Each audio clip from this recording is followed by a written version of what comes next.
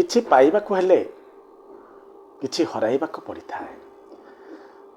ଯଦି ଆପଣ ସଫଳ ହେବାକୁ ଚାହୁଁଛନ୍ତି ତାହେଲେ ଆପଣଙ୍କୁ ନିଶ୍ଚିତ ଭାବରେ କିଛି ନା କିଛି ତ୍ୟାଗ କରିବାକୁ ପଡ଼ିବ। ସେ କମ୍ଫର୍ଟ ଜୋନ୍କୁ ତ୍ୟାଗ କରନ୍ତୁ ବା ଆଉ କିଛି, ତଥାପି ସଫଳତା ନିଶ୍ଚିତ ଭାବରେ ତ୍ୟାଗ ଚାହେଁ। ତେଣୁ କଥାରେ ଅଛି, ଦେଇଥିଲେ ପାଇ ନ ଦେଇଥିଲେ ପଡ଼ିଆ ବାରିରେ ଗୋଧନ ଚରାଇ। କିଛି ପାଇବାକୁ ହେଲେ କିଛି ଦେବାକୁ ପଡ଼ିଥାଏ। ଯଦି ବିଶ୍ୱାସ ହେଉନି ତାହେଲେ ଚାଲନ୍ତୁ ଏ କଥାଟିକୁ ଶୁଣିବା। ଗୋଟିଏ ଯୁବକ ଥିଲା, ସେ ଚାକିରି ଉଦ୍ଦେଶ୍ୟରେ ସହରକୁ ଆସିଯାଇଛନ୍ତି। ସହରକୁ ଆସିଲା ପରେ ଅନେକ ଚେଷ୍ଟା କଲା ପରେ ମଧ୍ୟ ଚାକିରି ଖଣ୍ଡେ ଯୋଗାଡ଼ କରିପାରିନାହାନ୍ତି। ଆର୍ଥିକ ଅବସ୍ଥା ଦିନକୁ ଦିନ ଖରାପ ହେବାକୁ ଲାଗିଛି। ଦୁଇପଟ ରୁଟି ପାଇଁ ମଧ୍ୟ ତାଙ୍କୁ ସଂଗ୍ରାମ କରିବାକୁ ପଡ଼ୁଛି। ଦିନେ କଷ୍ଟେ ମଷ୍ଟେ ତିନିପଟ ରୁଟି ନିଜ ପାଇଁ କରିଛନ୍ତି। କରେଣ୍ଟ ଚାଲିଯାଇଛି। ହଠାତ୍ କ'ଣ ହେଇଛି, ଜଣେ ଚୋର ଆସି ସେ ରଖିଥିବା ତିନିଟି ରୁଟିରୁ ଦୁଇପଟ ରୁଟିକୁ ନେଇ ଚାଲି ଯାଉଥିବା ବେଳେ କରେଣ୍ଟ ଆସିଯାଇଛି ଏବଂ ସେ ଯୁବକ ଜଣକ ଚୋରକୁ ଧରି ନେଇଛନ୍ତି। ଚୋରକୁ ଦୁଃଖର ସହିତ କହିଛନ୍ତି ଯେ ଭାଇ, ତିନିପଟ ରୁଟି ପାଇଁ ମୋତେ ବହୁତ ସଂଗ୍ରାମ କରିବାକୁ ପଡ଼ିଛି।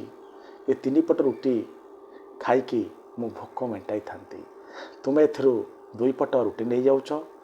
ତୁମକୁ କ'ଣ ମୋର ଖରାପ ଅବସ୍ଥା ଦେଖାଯାଉନାହିଁ? ଚୋର ଜଣକ କହିଛନ୍ତି, ମୋତେ ଏଇ ଦୁଇପଟ ରୁଟି ଖାଇବାକୁ ଦିଅନ୍ତୁ। ମୁଁ ଆପଣଙ୍କ ଜୀବନରେ କେମିତି ବିରାଟ ପରିବର୍ତ୍ତନ ଆସିବ ତାର ବାଟ କହିଦେବି। ଯୁବକ ଜଣକ ଲୋଭବଶତଃ ସେ ଚୋରଙ୍କୁ କହିଛନ୍ତି, ତୁମେ ସେ ରୁଟିକୁ ଖାଇଦିଅ। ଚୋର ଜଣକ ରୁଟି ଖାଇସାରିଛନ୍ତି। ଖାଇସାରିଲା ପରେ ଚୋର ଜଣକ କହିଛନ୍ତି, ମୋ ପାଖରେ ଜଣେ ସାଧୁ ମହାତ୍ମାଙ୍କର ଏଡ୍ରେସ୍ ଅଛି। ସେଇ ଏଡ୍ରେସ୍ରେ ତୁମେ ଯଦି ସାଧୁ ମହାତ୍ମାଙ୍କ ପାଖରେ ପହଞ୍ଚି ଯାଅ, ତେବେ ସାଧୁ ମହାତ୍ମା ତୁମକୁ କେମିତି ସଫଳତା ମିଳିବ ସେ ସଫଳତାର ରାସ୍ତା ବତାଇ ଦେବେ, ଆଉ ତୁମ ଜୀବନ ବହୁତ ଭଲରେ ଚାଲିବ। ଏହା ଶୁଣି ଯୁବକ ଜଣକ ତା ପରଦିନ ସାଧୁ ମହାତ୍ମାଙ୍କର ଆଡ୍ରେସ୍ ନେଇ ବାହାରିଛନ୍ତି ସାଧୁ ମହାତ୍ମାକୁ ଭେଟ କରିବା ପାଇଁ। ପାଖରେ ପଇସା ନାହିଁ, ଚାଲି ଚାଲି ଯାଉଛନ୍ତି। ଗୋଟେ ଗାଁ ପାଖରେ ତାଙ୍କୁ ଅନ୍ଧାର ହୋଇଯାଇଛି, ସନ୍ଧ୍ୟା ଆସିଯାଇଛି। ତେଣୁ ସେ ଗୋଟେ ଘର ଖୋଜି ସେ ଘରେ ଆଶ୍ରୟ ପାଇବା ପାଇଁ କବାଟକୁ ଠକ୍ ଠକ୍ କରିଛନ୍ତି। ଯେତେବେଳେ କବାଟକୁ ଠକ୍ ଠକ୍ କରିଛନ୍ତି, ଜଣେ ବୃଦ୍ଧା ମହିଳା କବାଟକୁ ଖୋଲି ଦେଇଛନ୍ତି ଏବଂ ଅଜଣା ଅଶୁଣା ହେଲେ ମଧ୍ୟ ବହୁତ ଆଦରପୂର୍ବକ ତାଙ୍କୁ ଘରକୁ ଡାକିଛନ୍ତି ଏ ଯୁବକ ଜଣକୁ ଏବଂ ଖୁବ୍ ସୁନ୍ଦର ଆତିଥ୍ୟ ପ୍ରଦାନ କରିଛନ୍ତି। କଥୋପକଥନ ଭିତରେ ଏ ଯୁବକ ଜଣକ କହିଛନ୍ତି ଯେ ମୁଁ ଜଣେ ସାଧୁ ମହାତ୍ମାଙ୍କ କତିକି ଯାଉଛି, କ'ଣ କଲେ ମୋ ଜୀବନରେ ବିରାଟ ପରିବର୍ତ୍ତନ ହେବ, ମୋତେ ସଫଳତା ମିଳିବ ସେ ବିଷୟରେ ପଚାରିବା ପାଇଁ। ଇଏ ବୃଦ୍ଧା ଲୋକ ଜଣକ କହିଛନ୍ତି, ଏଇ ଦେଖୁଛ ପୁଅ, ଏଇ ଯେଉଁ ଝିଅ ଜଣକ ତୁମେ ଦେଖୁଛ, ଇଏ ହେଉଛି ମୋର ଗୋଟିଏ ମାତ୍ର ଝିଅ। ଧନ ସମ୍ପତ୍ତିର ଅଭାବ ନାହିଁ, କାରଣ ଆଜିକି 20 ବର୍ଷ ହୋଇଗଲା, ତା ସତ୍ତ୍ୱେ ମଧ୍ୟ ମୋର ଝିଅ କଥା କହୁନାହିଁ।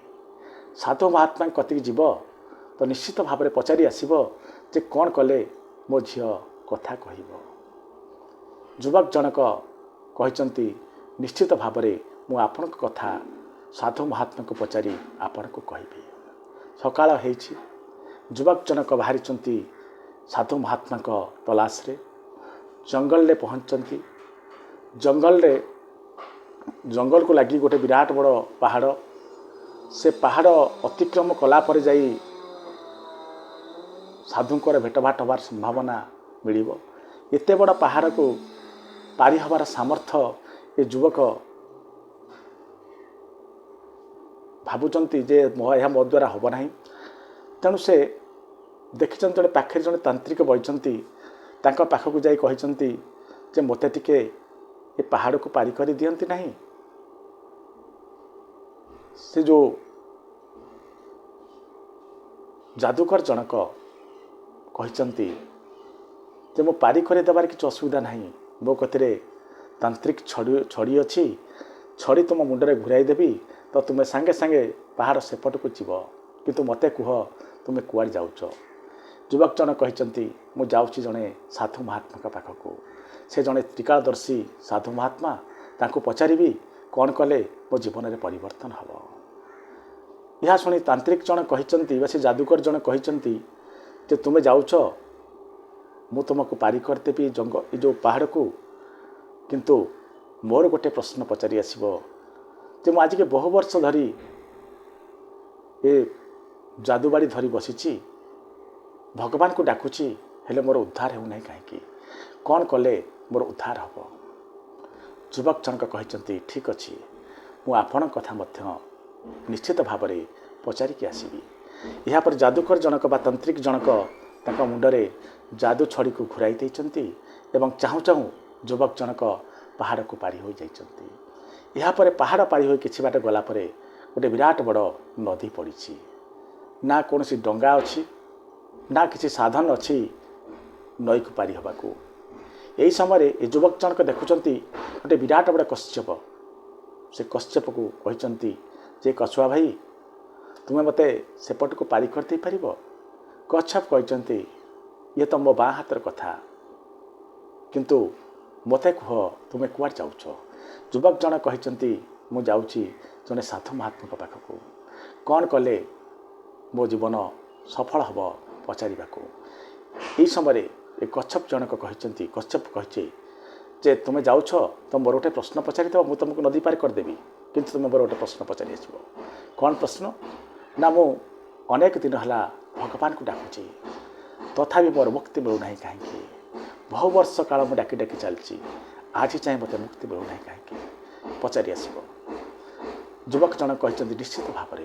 ଏହାପରେ କଶ୍ୟପ ପିଠିରେ ବସି ନଦୀ ପାରି ହୋଇଯାଇଛନ୍ତି ଯୁବକ ଜଣକ। ଏହାପରେ ଯାହା ହଉ କଷ୍ଟେ ମଷ୍ଟେ ଯାଇ ସାଧୁ ମହାତ୍ମାଙ୍କ ପାଖରେ ପହଞ୍ଚିଛନ୍ତି। ଯେତେବେଳେ ପାଳି ଅନେକ ଲୋକ ଅଛନ୍ତି, ଯେତେବେଳେ ଯୁବକଙ୍କ ପାଳି ପଡ଼ିଛି, ସାଧୁ ମହାତ୍ମା କହିଛନ୍ତି ମୁଁ ତୁମକୁ ଅତି ବେଶୀରେ ତୁମର 3ଟି ପ୍ରଶ୍ନର ଉତ୍ତର ଦେବି, ଚତୁର୍ଥ ପ୍ରଶ୍ନର ଉତ୍ତର ମୁଁ ଦେବି ନାହିଁ, ତେଣୁ ମୋତେ ଅତି ବେଶୀରେ 3ଟି ପ୍ରଶ୍ନ ପଚାର। ଯୁବକ ଜଣକ ବସି ଚିନ୍ତା କରୁଛନ୍ତି। ସେଠି ସେ ଝିଅ ଆଜି 20 ବର୍ଷ ହେଲା କଥା କହିପାରୁନାହିଁ, ତା କଥା ତ ପଚାରିବାକୁ ପଡ଼ିବ। ସେଠି ଯେଉଁ ତାନ୍ତ୍ରିକ ବସିଛନ୍ତି ବା ଯାଦୁକର ବସିଛନ୍ତି, ତାଙ୍କ ଛଡ଼ି ପ୍ରଭାବରେ ମୁଁ ତ ସାଧୁ ମହାତ୍ମା ପାଖକୁ ଆସିଛି, ତାଙ୍କ କଥାକୁ କେମିତି ବା ନ ପଚାରିବି।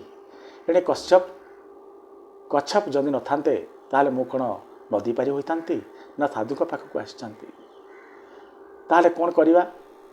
ଯୁବକ ଜଣକ ଚିନ୍ତା କରିଛନ୍ତି ଯେ ମୋ କାମ ନହେଲା ନାହିଁ, ଯେଉଁ 3 ଜଣଙ୍କୁ କଥା ଦେଇଛି ସେମାନଙ୍କ କଥା ନିଶ୍ଚିତ ଭାବରେ ପଚାରିକି ମୁଁ ଫେରିଯିବି। ମୋ କଥା ନହେଲା ନାହିଁ, ମୋ ଆସିବା ବ୍ୟର୍ଥ ହେଲେ ବି ମୋତେ ଅନ୍ୟମାନଙ୍କ ଉପକାର ପାଇଁ ଏତିକି କରିବାକୁ ପଡ଼ିବ। ଯୁବକ ଜଣକ 3 ଜଣଙ୍କ ସମସ୍ୟା କହିଛନ୍ତି ଏବଂ ପ୍ରଥମେ ଏଠୁ ଗଲାବେଳେ ଭେଟିବେ କଶ୍ୟପଙ୍କୁ। ସାଧୁ ମହାତ୍ମା କଶ୍ୟପଙ୍କ କଥା ଉତ୍ତର ଦେଇ କହିଛନ୍ତି କଶ୍ୟପ ଉଦ୍ଧାର ହେଉନି ଏଥିପାଇଁ ତା ପାଖରେ ଗୋଟେ ହୀରାର ତାବିଜ ଅଛି। ସେ ମୋତେ ଡାକୁଛି ସତ, ହେଲେ ଯେଉଁ ତାବିଜ ଅଛି ତା ପାଖରେ ହୀରାର ବହୁମୂଲ୍ୟ ତାବିଜ, ତା ଉପରେ ତା'ର ମୋ ଠାରୁ ବହୁତ ଭରସା ଅଛି। ଯେଉଁଦିନ ସେ ତାବିଜକୁ କାଢ଼ି ଫୋପାଡ଼ି ଦେବ, ସେ ସାଙ୍ଗେ ସାଙ୍ଗେ ମୁକ୍ତି ପାଇଯିବ, କାରଣ ତା'ର ଏଇ ତାବିଜ ଉପରୁ ଭରସା ତୁଟି ମୋ ଉପରେ ସମ୍ପୂର୍ଣ୍ଣ ଭରସା ଆସିଯିବ। ସାଧୁ ମହାତ୍ମାଙ୍କ ବିଷୟରେ କହିଛନ୍ତି ଯେ ସେ ସାଧୁ ମହାତ୍ମା ଯେଉଁ ବା ଯାଦୁଗର ଯିଏ ଅଛନ୍ତି, ସେ ଯାଦୁ ଛଡ଼ିକୁ ମୋ ଠାରୁ ବେଶୀ ଭଲ ପାଉଛନ୍ତି। ତାଙ୍କ ଯାଦୁ ଛଡ଼ି ସେ ଯାହା ଚାହିଁବେ ତାଙ୍କୁ ତାହା ଦେଇପାରିବ। ତେଣୁ ସେ ଅନେକ ସମୟ ସେ ଯାଦୁ ଛଡ଼ି ସହିତ କଥା ହେଉଛନ୍ତି, ମୋତେ ଡାକୁଛନ୍ତି ଏକଥା ସତ, କିନ୍ତୁ ଭରସା ବିଶ୍ୱାସ ସେ ଯାଦୁ ଛଡ଼ି ଉପରେ ରଖିଛନ୍ତି। ଯେ ପର୍ଯ୍ୟନ୍ତ ସେ ଯାଦୁ ଛଡ଼ିକୁ ସେ ନ ଛାଡ଼ିଛନ୍ତି ବା ଯାଦୁବାଡ଼ିକୁ ନ ଛାଡ଼ିଛନ୍ତି, ସେ ପର୍ଯ୍ୟନ୍ତ ତାକୁ ଉଦ୍ଧାର ହେବ ନାହିଁ। ଯେତେବେଳେ ସେ ଯାଦୁ ଛଡ଼ିକୁ ବା ଯାଦୁବାଡ଼ିକୁ ଛାଡ଼ିଦେବେ, ତାପରେ ତାଙ୍କର ସାଙ୍ଗେ ସାଙ୍ଗେ ଉଦ୍ଧାର ହୋଇଯିବ। ଏବଂ ଝିଅ ସମ୍ପର୍କରେ କହିଛନ୍ତି ଯେଉଁ ଝିଅ କଥା କହୁନାହିଁ, ସେ ଯେତେବେଳେ ବିବାହ କରିବ, ବିବାହ କଲା କ୍ଷଣି ତା'ର ବାକ୍ଶକ୍ତି ବା କଥା କହିବା ଶକ୍ତି ଫେରି ଆସିବ। ଏହି ଉତ୍ତର ଘେନି ଯୁବକ ଫେରୁଛନ୍ତି। ପ୍ରଥମେ ପହଞ୍ଚନ୍ତି କଶ୍ୟପ ପାଖରେ। କଶ୍ୟପକୁ ସବୁ କଥା କହିଛନ୍ତି ଯେ ତୁମ ପାଖରେ ଯେଉଁ ହୀରା ତାବିଜ ଅଛି ସେ ତାବିଜକୁ ତୁମେ ଫୋପାଡ଼ି ଦେଲା କ୍ଷଣି ତୁମେ ମୁକ୍ତି ପାଇଯିବ ବୋଲି ଗୁରୁଦେବ କହିଛନ୍ତି। ସାଙ୍ଗେ ସାଙ୍ଗେ ଯେତେବେଳେ କଶ୍ୟପ ଜାଣିଛନ୍ତି ଯେ ତାବିଜ ପାଇଁ ତାଙ୍କର ଏ ମୁକ୍ତିର ବାଟ ବନ୍ଦ ଅଛି, ସାଙ୍ଗେ ସାଙ୍ଗେ ବହୁମୂଲ୍ୟ ତାବିଜକୁ ଖୋଲି ଦେଇଛନ୍ତି। କହିଛନ୍ତି ତାକୁ ଖୋଲି ନେବା ପାଇଁ କାହାକୁ ଏ ଯୁବକକୁ, ଏବଂ କହିଛନ୍ତି ବାବାରେ ଏଇ ଯେଉଁ ତାବିଜର ବହୁମୂଲ୍ୟ ଆକୁ ବିକି ତୁମେ ବହୁତ ପଇସା କମାଇ ପାରିବ, ଆକୁ ସାଙ୍ଗରେ ନେଇଯାଅ। ଯୁବକ ଜଣକ ଆଣିକି ଆସିଛନ୍ତି ସେ ଯେଉଁ ତାବିଜକୁ, ହୀରାର ତାବିଜକୁ। ଏହାପରେ ପହଞ୍ଚନ୍ତି ଆସି ସେ ମ୍ୟାଜିସିଆନ୍ ବା ଯାଦୁକରଙ୍କ ପାଖରେ। ଯାଦୁକରଙ୍କ ପାଖରେ ଯେତେବେଳେ ପହଞ୍ଚନ୍ତି ବା ତାନ୍ତ୍ରିକ ପାଖରେ ଯେତେବେଳେ ପହଞ୍ଚନ୍ତି, ସେ ତାନ୍ତ୍ରିକ କହୁଛନ୍ତି ଯେ ମୋ କଥା କ'ଣ ବାପା ବୁଝିଲ? ଯୁବକ ଜଣ କହିଛନ୍ତି ଆପଣଙ୍କର ମୁକ୍ତି ହେଉନାହିଁ ଏଇଥିପାଇଁ ଆପଣ ଯାଦୁ ଛଡ଼ିକୁ ପ୍ରାଧାନ୍ୟ ଦେଉଛନ୍ତି। ଯାହା ଚାହୁଁଛନ୍ତି ଯାଦୁ ଛଡ଼ି ଆପଣଙ୍କୁ ତାହା ଦେଉଛି। ଏ ଯାଦୁ ଛଡ଼ି ପ୍ରତି ମୋହ ଯୋଗୁଁ ଆପଣଙ୍କର ମୁକ୍ତି ହୋଇପାରୁନାହିଁ। ତେଣୁ ଆପଣ ଶୀଘ୍ର ଯାଦୁ ଛଡ଼ିକୁ ଛାଡ଼ନ୍ତୁ, ମୁକ୍ତ ସାଙ୍ଗେ ସାଙ୍ଗେ ହେଇଯିବେ। ସାଙ୍ଗେ ସାଙ୍ଗେ ସେ ଯେଉଁ ମ୍ୟାଜିସିଆନ୍ ଜଣକ ବା ଯାଦୁକର ଜଣକ ଏ ଯାଦୁ ଛଡ଼ିକୁ ଯୁବକକୁ ଦେଇଛନ୍ତି। କିନ୍ତୁ ପୁଅରେ ଯେତେ ଧନ ଚାହିଁବୁ ତୋତେ ଇଏ ଦେବ, ଯାହା ଖାଇବାକୁ ଚାହିଁବୁ ଏ ତ ଦେବ, ଯେଉଁଠି ପହଞ୍ଚିବାକୁ ଚାହିଁବୁ ଏ ଯାଦୁ ଛଡ଼ି ତୋତେ ପହଞ୍ଚାଇ ଦେବ। ଏ ଯୁବକକୁ ସେ ସବୁ ଦେଇଛନ୍ତି। ଯୁବକଟି ଭାରି ଖୁସି ହୋଇ ଘରକୁ ଫେରିଛନ୍ତି। ସାଙ୍ଗେ ସାଙ୍ଗେ ଯାଦୁ ଛଡ଼ି ବୁଲାଇ ଯାହା ଯାହା ଦରକାର ସବୁ ଜିନିଷ ମାଗି ନେଇଛନ୍ତି। ଆଉ ଗରିବୀ ପରିସ୍ଥିତି ନାହିଁ, ଆସିବା ଭିତରକୁ ସେ ଧନୀ ହେଇଛନ୍ତି। ଏ ବୁଢ଼ୀ ମାଉସୀ ପାଖରେ ପହଞ୍ଚିଲା ବେଳକୁ, ବୁଢ଼ୀ ମାଉସୀ ପାଖରେ ଯାଇ ପହଞ୍ଚି ଯେତେବେଳେ ଡ୍ରେସ୍ ପତ୍ର ସବୁ ବଦଳି ଯାଇଛି, ସମ୍ପତ୍ତି ଆସିଯାଇଥାଏ ଯାଦୁ ଛଡ଼ି ମାଧ୍ୟମରେ, ଏବଂ ତଥାପି ସେଇ ହୀରା ତାବିଜଟି ପାଖରେ ଥାଏ, ତାକୁ ବିକା ହେଇନାହିଁ। ତା ସତ୍ତ୍ୱେ ବି ସେ ଧନୀ ହୋଇଯାଇଥାନ୍ତି, କାରଣ ଯାହା ଚାହୁଁଥିଲେ ତାହା ମିଳିଯାଉଥିଲା। ତାପରେ ସେ ଆସି ପହଞ୍ଚନ୍ତି ଏ ମାଉସୀ ପାଖରେ। ମାଉସୀର ମଧ୍ୟ ଅଚଳାଚଳ ସମ୍ପତ୍ତି। ଗୋଟିଏ ଦୁଃଖ, ଝିଅଟି କଥା କହିପାରୁନାହିଁ। ଯେମିତି ଏ ଯୁବକ ଜଣକ ଆସିଛନ୍ତି, ମାଉସୀ ଜଣକ ପଚାରିଛନ୍ତି ବୁଢ଼ୀ ମାଉସୀ ଜଣକ ଯେ ପୁଅ ମୋ ଝିଅ କଥା କ'ଣ ବୁଝିକି ଆସିଲ? ଯୁବକ ଜଣକ କହିଛନ୍ତି ମୁଁ ବୁଝିଲି ଏହା ଯେ ଯେଉଁଦିନ ଆପଣଙ୍କ ଝିଅର ବିବାହଘର ହେବ, ବିବାହ ବେଦୀରେ ଆପଣଙ୍କ ଝିଅ କଥା କହିବା ଆରମ୍ଭ କରିବ। ତେଣୁ ଆପଣଙ୍କ କାମ ହେଲା ଗୋଟିଏ ସୁନ୍ଦର ବର ଦେଖି ଆପଣଙ୍କ ଝିଅକୁ ବିବାହ କରିଦିଅନ୍ତୁ। ବୁଢ଼ୀ ମାଉସୀ ଜଣକ ସାଙ୍ଗେ ସାଙ୍ଗେ କହିଲେ ବାବାରେ ଆଜି ମୋ ଝିଅର ବାକ୍ ଶକ୍ତି ଯଦି ଫେରିବାକୁ ଯାଉଛି ତୋରି ପାଇଁ, ତୋଠାରୁ ଭଲ ବର ମୁଁ ପାଇବି କେଉଁଠୁ? ଚାଲ ଏବେ ଏଇକ୍ଷଣି ମୁଁ ତୋତେ ମୋ ଝିଅ ସହିତ ବିବାହ କରିଦେବି। ବିବାହ କରାଇ ଦେଇଛନ୍ତି। କରାଇଲା କ୍ଷଣି ଝିଅ ଜଣକ ଯେ 20 ବର୍ଷ ହେଲା କଥା କହିପାରୁନଥିଲା, ସେ ଆଜି କଥା କହିବା ଆରମ୍ଭ କରିଛି। ଯୁବକଙ୍କର ବିବାହ ହୋଇଛି, ଧନୀ ଘରେ ବିବାହ ହୋଇ ସେ ବହୁତ ଧନବାନ ହୋଇଯାଇଛନ୍ତି। ଇଆଡ଼େ ଯାଦୁ ଛଡ଼ିର କମାଲ, ଇଆଡ଼େ ହୀରା ତାବିଜ ବି ଅଛି। ପୁରାପୁରି ଦେଖିବାକୁ ଗଲେ ତାଙ୍କ ଜୀବନ ପରିବର୍ତ୍ତିତ ହୋଇଯାଇଛି। ଦେଖିଲେ ତ ଦର୍ଶକ ବନ୍ଧୁ, ଯିଏ ପର ପାଇଁ କାମ କରେ, ନିଜର ସ୍ୱାର୍ଥକୁ ଜଳାଞ୍ଜଳି ଦିଏ, ଭଗବାନ ତାକୁ ଏମିତି ଉପରକୁ ଉଠାଇ ଦେଇଥାନ୍ତି। ଚାଲନ୍ତୁ ଡେରି ନକରି ଆରମ୍ଭ କରିବା ଆମର ଅମୂଲ୍ୟ ବାଣୀକୁ। ସୁନ୍ଦର ସୁନ୍ଦର କଥା ଗୁଡ଼ିଏ ନିଶ୍ଚିତ ଭାବରେ ଧ୍ୟାନପୂର୍ବକ ଶୁଣିବେ ଏବଂ ନିଜକୁ ବଦଳାଇବାକୁ ଚେଷ୍ଟା କରିବେ। ଯିଏ ଆପଣଙ୍କ ଭଲ କଥାକୁ ବି ଭୁଲ ଅର୍ଥ ବାହାର କରୁଛି, ତାକୁ ବୁଝେଇବାରେ ବା ତାକୁ ସଫାଇ ଦେଇ ନିଜର ସମୟକୁ ଆଦୌ ନଷ୍ଟ କରନ୍ତୁ ନାହିଁ। ଯେବେ ସମୟ ଆପଣଙ୍କର ଆପଣାର ହୋଇ ରହିପାରିଲା ନାହିଁ, ତ ଆପଣାର ଲୋକମାନେ ଆପଣାର ହୋଇ କେମିତି ବା ରହିଥାନ୍ତେ? ସମ୍ପର୍କ ଲିଭାଇବାକୁ ପ୍ରେମ, ଭଲ ପାଇବା, ନିଜର ପଣିଆ ଇତ୍ୟାଦି ଅନେକ ଗୁଣର ଆବଶ୍ୟକତା ଥାଏ। ମାତ୍ର ସମ୍ପର୍କ ଭାଙ୍ଗିବାକୁ ଗୋଟିଏ ବାହାନା ହିଁ ଯଥେଷ୍ଟ ହୋଇଥାଏ। ଠିକ୍ ଲୋକର ଜୀବନରେ ସବୁବେଳେ ମୁସ୍କିଲ ହିଁ ଆସିଥାଏ। ତାକୁ ଦୁଃଖ ଦେବାକୁ ନୁହଁ, ବରଂ ତା ଭିତରେ ଥିବା ଛୋଟ ଛୋଟ ଖରାପ ଗୁଣକୁ ସୁଧାରିବା ପାଇଁ। ଲୋକମାନେ ଅନ୍ୟକୁ ଏମିତି ବ୍ୟବହାର ଦେଖାନ୍ତି ଯେମିତିକି ନିଜେ ଗଙ୍ଗା ଜଳରେ ସଦ୍ୟ ସ୍ନାନ କରିକି ଆସିଛନ୍ତି। ମୁଁ ଭଲ ବନି ନିଜେ ଦେଖିଛି, ଲୋକ ତାପରେ ବି ଖରାପ କହିବାକୁ ପଛାନ୍ତି ନାହିଁ। ମାତ୍ର ମୁଁ ବୁଝିଗଲିଣି, ଯଦି ଭଗବାନଙ୍କର ଆଶୀର୍ବାଦ ଥିବ ଆଉ ମୁଁ ଠିକ୍ ହୋଇଥିବି, ତେବେ କାହା କଥାରେ କ'ଣ ଅଛି? ତୁମକୁ ଲୋକମାନେ ପ୍ରକୃତରେ ଭଲ ପାଉଛନ୍ତି କି ନା, ବା ଭଲ ପାଇବା ଆଳରେ तुमको व्यवहार करुँच ताहा तुमे थरे विश्लेषण कर देख। ए दुनियार लोक मानकु तुमे भल भाव चिन्हि पारिबो। आजिर सत्य या लोक तुम मुहरे जहाँ कहउचंती तार ठीक विपरीत तांको मन भितरे तुम विषय भावुचंती। सेतिपई सतर्क रुह। जहाँ उपरे आपणकर पूर्ण विश्वास से जदि आपणकर विश्वास को भांगीदेला तेबे दुनिया रे कहारी उपरे भी आपणकर आउ विश्वास आसे नहीं। जो सजा जो मजा निज परिचय सृष्टि करिबारे मिले से मजा अन्यर छाई होई बंचिबारे मिले नहीं। तेणु सबुबले निजर परिचय सृष्टि करने को चेष्टा करंतु।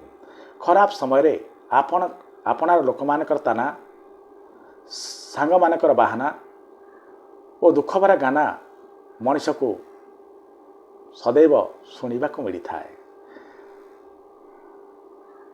आखिर पानी और हृदयर कहानी को समस्ते बुझी पारती नहीं। तुम सांग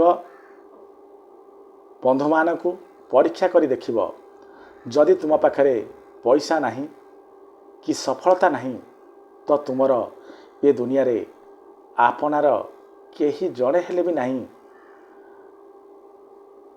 कार घर और दुकान ऋण को लोक माने सब बड़े मन रखि थांती। EMI पेमेंट करने को भूलती नहीं। मात्र सही लोक माने निज पितामाता ऋण को खूब शीघ्र भूली जीवार बहुत नजीर अच्छी। बाणी और पानी रे छवि देखा जाई थाए। पानी स्वच्छ हेले छवि देखा जाई थाए। बाणी मधुर हेले चरित्र छवि नजर को आसी जाई थाए। लोक तुमको किपरि देखुचंती तार किछि प्रभाव नहीं। प्रभाव आसे तुमे निजे तुमको किपरि भाव रे देखुछ। जीवन रे गोटे नियम रख, यारी में गद्दारी नहीं और गद्दारी में यारी नहीं। व्यक्ति निजर कर्म जोगु हारे नहले जमानार से सामर्थ्य नहीं ताकू हराई पारिबो। जेतेबेले व्यक्ति हारी थाए ता निजर कमजोरी पाई से हारी थाए। मीठा कथा कहूथिबा लोकंकु सबुबेले डरंतु, कारण छुरी से माने अंटीरे खूब सुंदर भावरे लुचाई रखि थांती। काहाटू प्रतिशोध नेबार किछि आवश्यकता नहीं, कारण खराब फल आपे आपे गछरू छिंडी तले गली पड़ी थाए। मनीष को ता बयस नुह तार दायित्व ही बड़ कर दे थाए बा वयस्क बनाई दे थाए। मनीषर जीवन कंचा माटी परी होता है और ता विचार तार जो विचार तार छांच बनी थाए। जेमिति विचार रे से बुड़ी रहिबो से विचार रूपक छांच ताको सेमती बनाई देबो। तेणु विचार उपरे निश्चित भाव में विचार करंतु।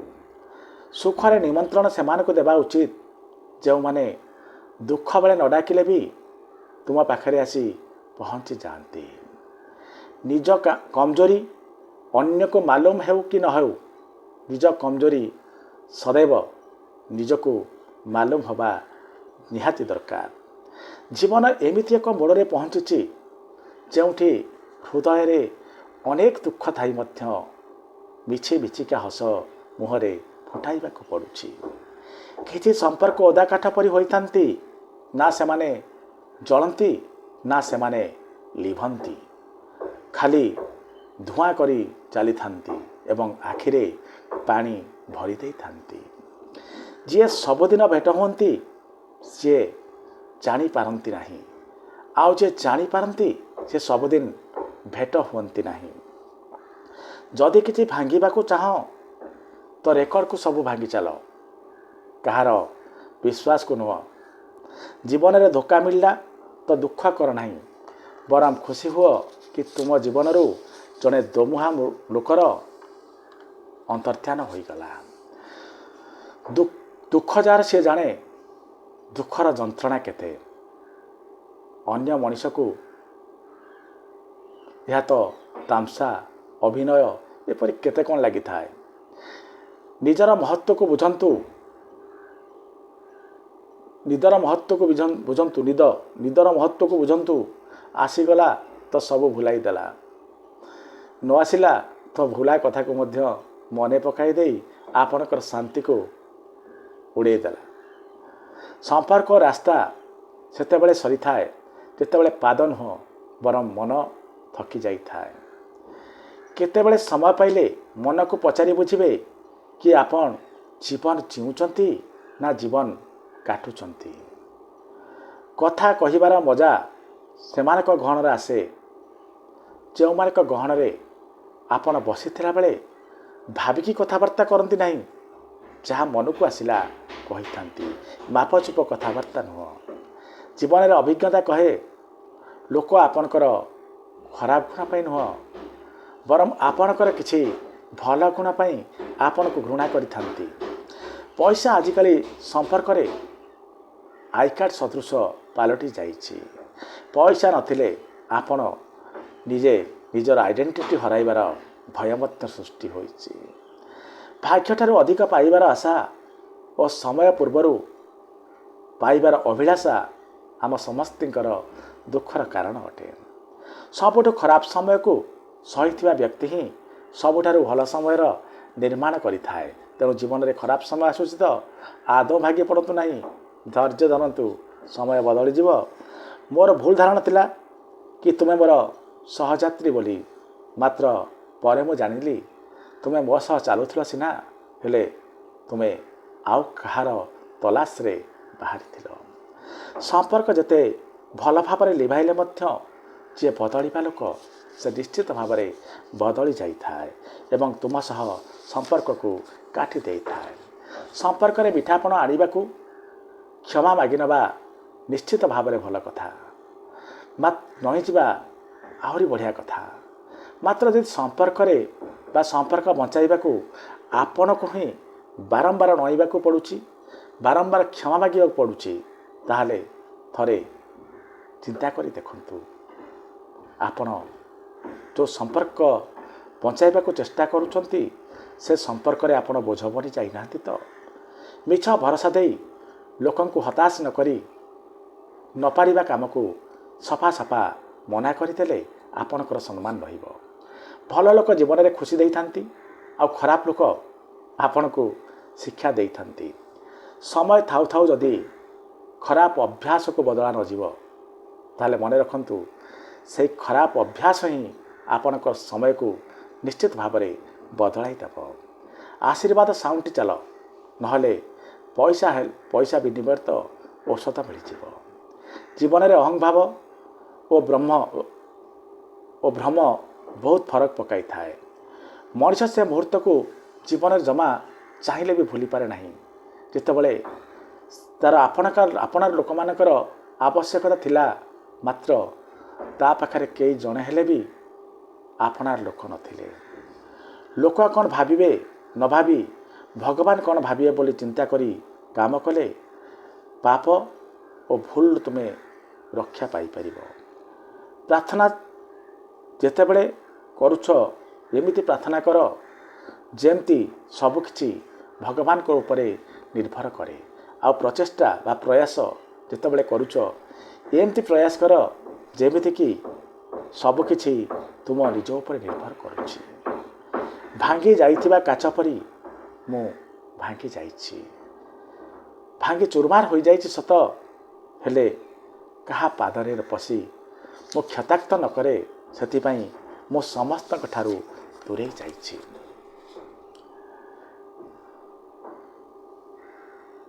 କାନ୍ଧକୁ ସବୁବେଳେ ଟାଣ ରଖ, କାରଣ କେତେବେଳେ ବହିର ବୋଝ ତ ଆଉ କେତେବେଳେ ଦାୟିତ୍ୱର ବୋଝ ତୁମକୁ ଏଇ କାନ୍ଧରେ ହିଁ ଉଠାଇବାକୁ ପଡ଼ିବ।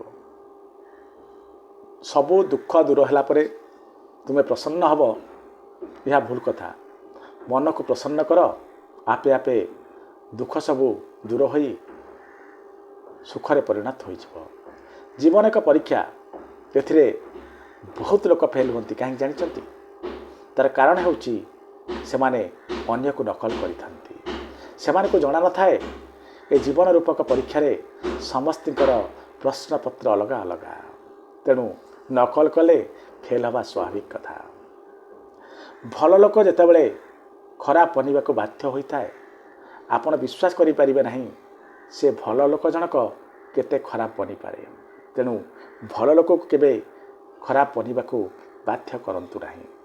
जो भरोसा तुम्हें अन्य उपर रखिच से भरोसा निज उपर रखी देख चमत्कार करदेव तुम जीवन में चमत्कार सब आसीज।